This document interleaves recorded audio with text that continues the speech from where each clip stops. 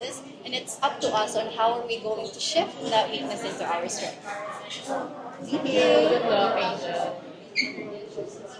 Hi, Angel. Hi. Congrats. Congratulations. So, how do you feel that you've been winning and you've been landing the leaderboards online? I'm just so blessed, Sir Christian. To be honest, in this journey of mine, I've been so blessed with the support that I've been getting and the whole journey itself. So thank you so much. Thank you, God.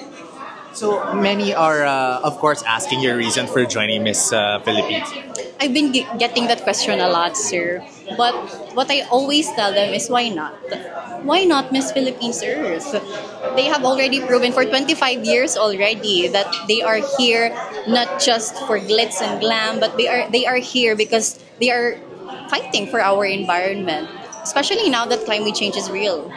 You did very, very well in your last pageant, and you gained enormous support from the Filipino pageant fans. So, how different is your preparations this time? I think my preparations right now is I'm just focusing kung ano yung importante talaga. Kasi before, ibang timpla yun eh. Pero now, it's more on community, it's more on advocacy, and I've been focusing on that. There are also other comeback queens joining this edition. How do you feel about it? I'm empowered because they are here and I'm competing with them. It's so happy to know their stories and why they are here as well, joining Miss Philippines Earth. So I'm blessed and happy. Briefly, can you tell us about your advocacy? Oh, I am a licensed civil engineer. Been working in the government for almost 3 years, and ever since we were devastated by the super typhoon Yolanda, I've been passionately advocating for empowering communities through sustainable engineering and environmental education because I myself experienced that tragedy and I don't want for the future generations to experience it again. Thank you. Your message to your supporters. Oh, to my Earth Angels, hello, hello, hello. Damo hinduro nga salamat. Thank you so much from the bottom of my heart for supporting me since day one, day one. Thank you so much. Kaya po lagi kong pinapakilala ang Leyte ng mahinuswago na probinsya. It's a progressive province. Kung alam natin na ang Leyte is a typhoon laging dinadaanan ng so, aside from tagalulitatan ng mga typhoon, ano pa environmental problem ang dapat pagtuunan ng mga official? Another environmental problem, of course, yung solid waste management natin. Kasi ang daming programa at mga proyekto na inaano ng ating gobyerno, pero hindi natin nasa-sustain. Kasi tayo mismo, parang may pagkukulang tayo. Hindi natin bibigay yung responsibility natin as citizen, as human beings, as children of the earth. So it's a collaboration with the projects from our government, from NGOs, and of course, us citizens. So it's work hand in hand. So we're talking about that, talking about solid waste management. Ano sa palagay mo yung solution for that? I think it's mas mag-focus tayo sa ating use.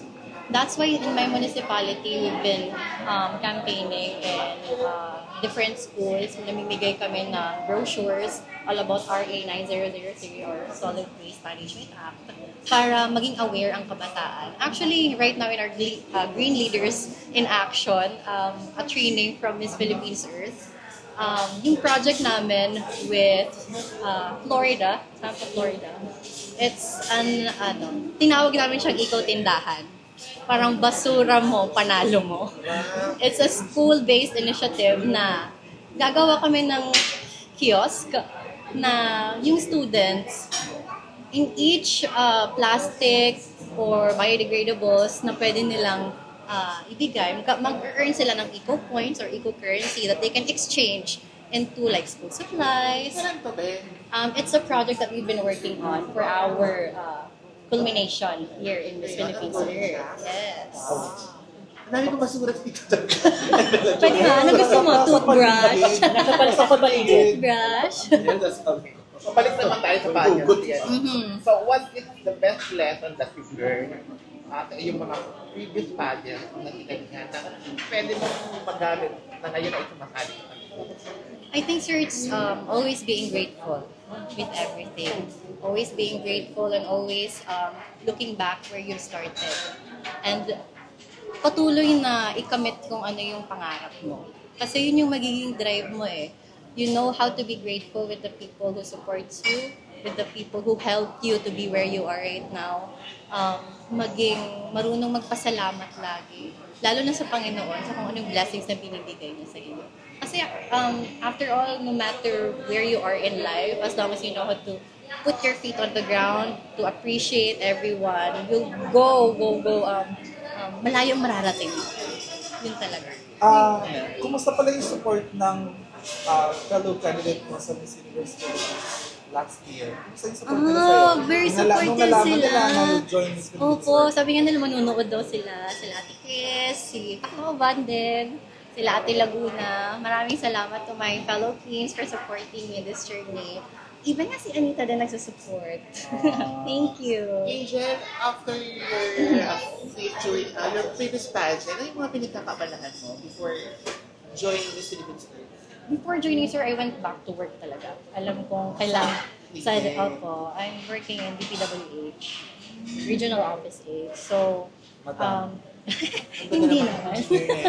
Opo, back to work talaga, back to public service po.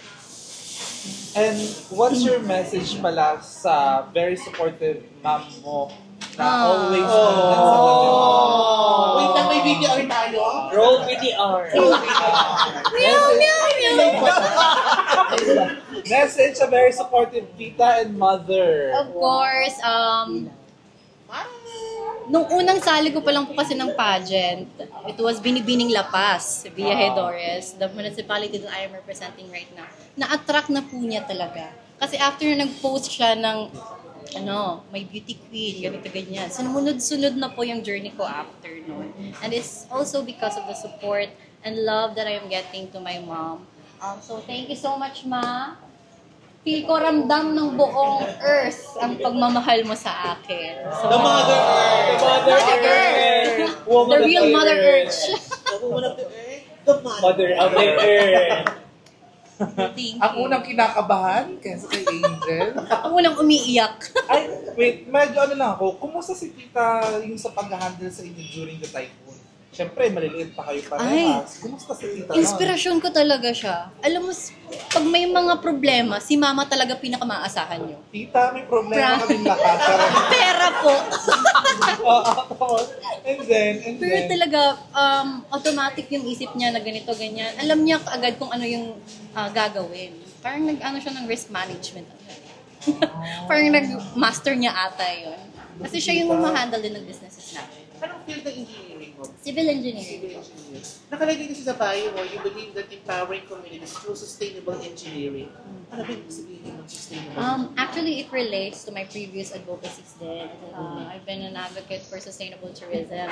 Kasi nga po, in line siya sa mission and vision ng municipality namin. Way back in 2019, when I was still in college, we had this promising ecotourism destination in my municipality called the Calabato Hot Spring. So, Calabato Hot Spring. So, my cold spring doon and then my hot spring because we were near with in a volcano.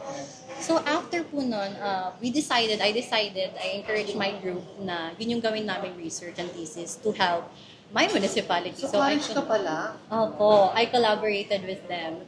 So it was an assessment, it was called an assessment of the natural characteristics of Calabato Hot Spring leading towards an ecotourism destination.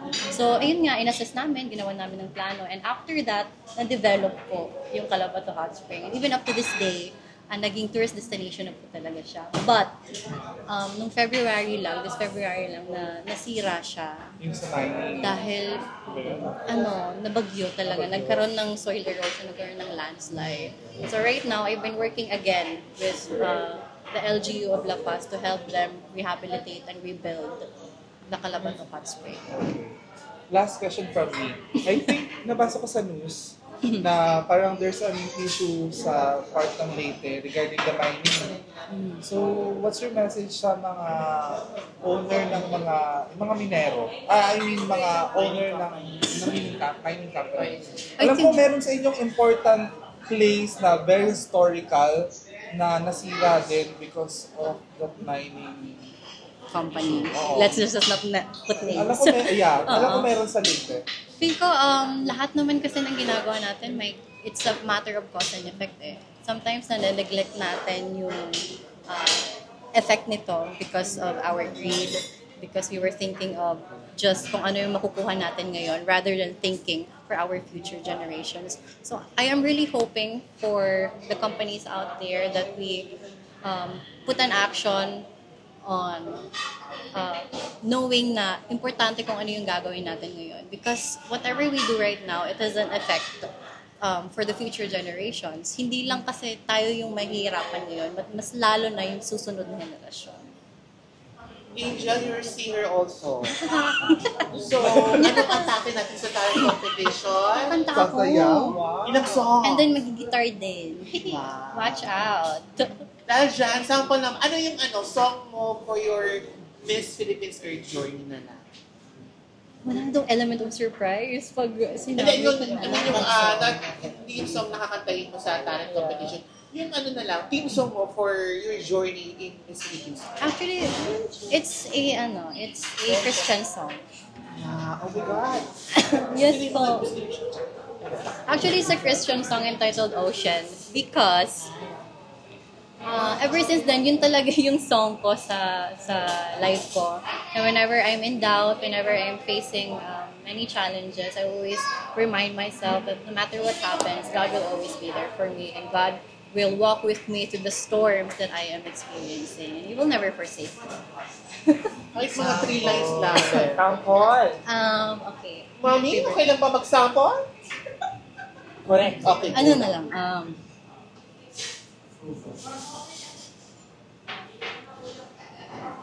Spirit, lead me where my trust is without borders. Let me walk upon the waters wherever you would call me. Take me deeper than my feet could ever wander, and my faith will be made stronger in the presence of my Savior. Dahil dyan may napagaling po tayo. Nakakalakad. I think, May mga national question ba ang Miss Philippines? Yes, meron. Anong ating atake? ito mo na ina-upload yung kanina. Dito ay parang clue naman ang... Na-upload na siya actually, pero Na-upload it's, na. yeah. Ay, di ko pa na-upload yung actual pictures. I'm just waiting for the official post of the Miss Philippines Earth para at least, inaantay ko lang po. It's Diwatahan Tubig, or like it's a fairy of waters in line. Kasi nga po marami kaming cold spring and hot springs rivers in my municipality, so it's inspired by that. Of course, created and designed by our very own ER Stephen Alvarado.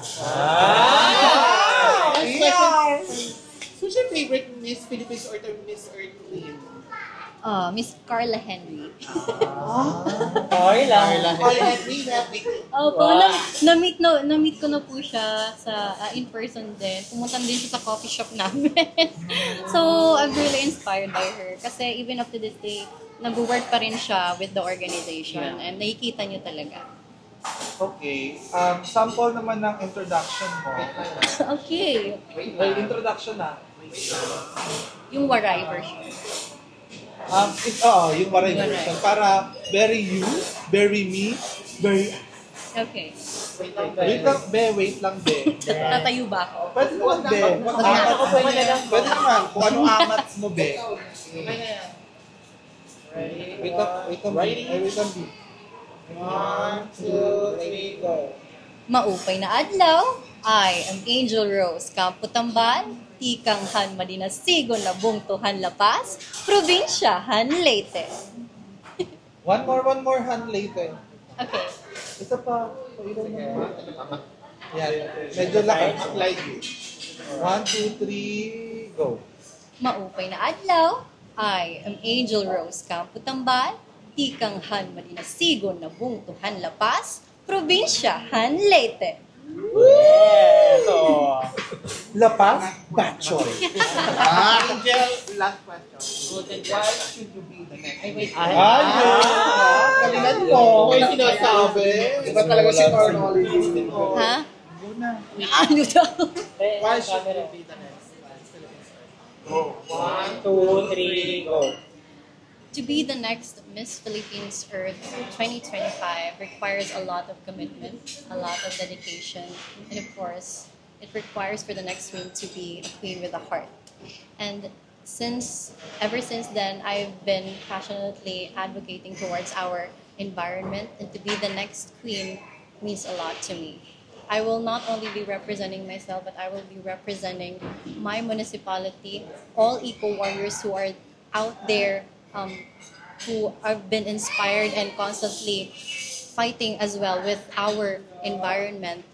Because this dream of mine is not only focusing on my fellow Lapastons, but it's a dream that is been my inspiration in my heart ever since I was young, ever since we were devastated by the Super Typhoon Yolanda. And I am hoping that in the near future, people will understand that no matter what situations we are in, there will always be a silver lining at the end of the day. Thank you. Huwag ka lang Naiiyak ako. Bakit ang glow-glow mo ngayon? Na huwag ka lang mag-wait ng ganun, ha? Ulitin natin, naiiyak ako. Nakalive talaga tayo. From the heart, eh. From the heart,